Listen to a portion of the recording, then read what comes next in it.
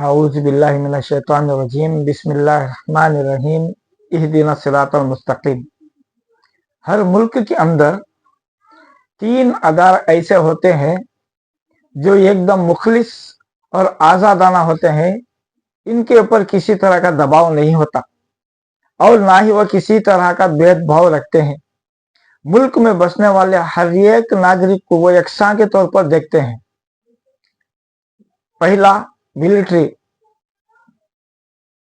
दूसरा अदालतें, तीसरा आकर पुलिस। ये तीनों डिपार्टमेंट मुअज़्ज़िज़ हैं, इनका एहतराम करना चाहिए और ये तीनों मुखलिस होते हैं और आज़ाद होते हैं। लेकिन हमारा ये दुर्भाग्य है कि हमारी आज की अदालतें अब इस तरह की नहीं रही। कुछ ऐसे जज हैं जिनके दिलों के अंदर नफरतें बिठा दी गई हैं आरएसएस वालों की तरफ से, अंध भक्तों की तरफ से, जिसकी मिसाल हाल ही में एक हाई कोर्ट का जज जिसने मुसलमानों के मोहल्लों को पाकिस्तानी कहा। ये खुले तौर पर एक वार्निंग है कि आने वाले दिनों के अंदर किसी भी डिपार्टमेंट के अंदर इस तरह के लोग होंगे और पाए जाएंगे, जिसकी वजह से मुल्क के अंदर जो अमन व अमान है वह गारत और तबाह हो जाएगा। और आने वाले दिनों में लोग देखेंगे कि आपस में शहरी एक दूसरे से लड़ पड़ेंगे, सिविल वार होगी अगर इसको ना रोका गया तो। हमारा मुतालिबा है कि इस जज को जिसने ऑटो ड्राइवरों को कहा इस तरह से, उसे फौरी तौर पर कानून के कटोरे में लाकर खड़ाएं।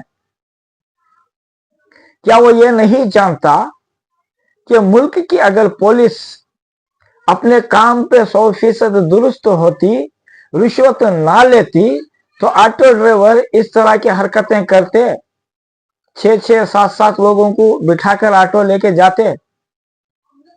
पुलिस अपना रोल अगर सही तौर से निभाएगी तो किसी की क्या मजाल के किसी छोटे बच्चे के हाथ से चॉकलेट भी छीन के ले जाए।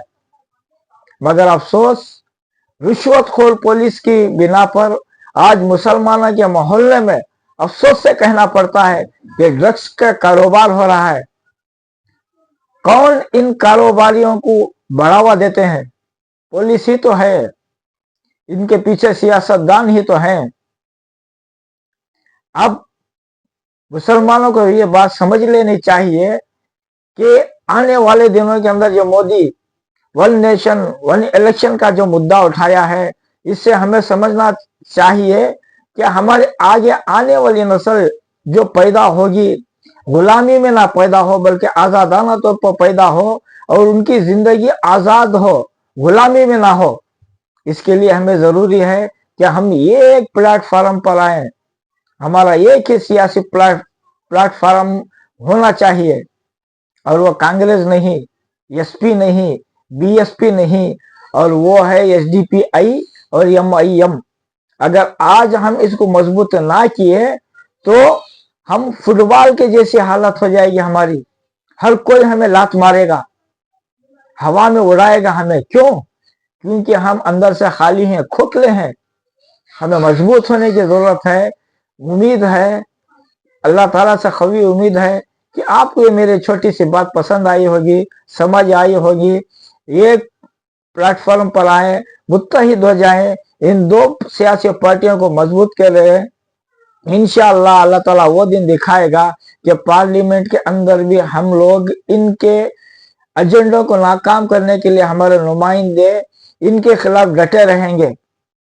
तब तक के लिए अल्लाह हाफिज।